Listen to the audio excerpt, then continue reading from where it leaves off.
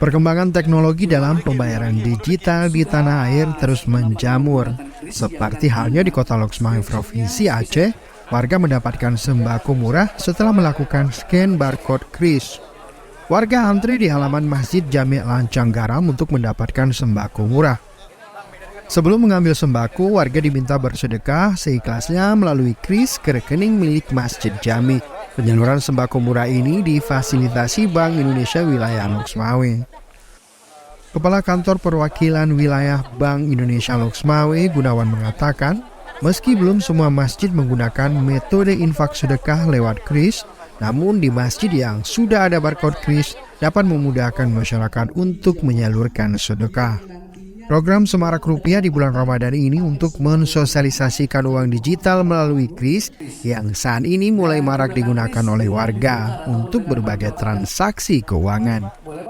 Kita bisa kapanpun, dimanapun, begitu kita punya quick response Indonesian standard itu, kris itu, kita mau dari seberang lautan, dari manapun juga bisa tetap menyumbang.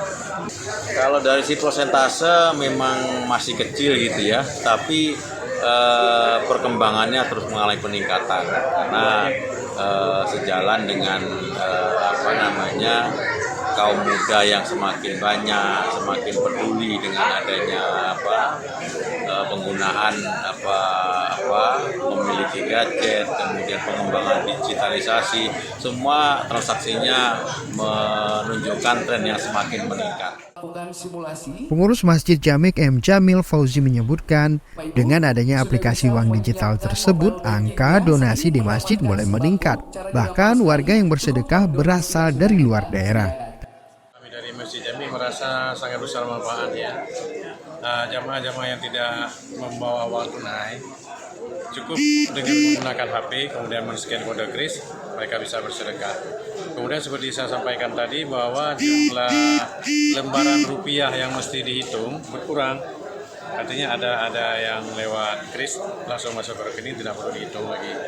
Namun jumlah transaksinya lebih kurang 60, minimal 60, maksimal 65, 67 per bulannya. Per bulannya. Pembayaran uang digital ini merupakan solusi untuk transaksi yang lebih mudah, cepat, nyaman, dan aman. Tim Liputan Aceh Video.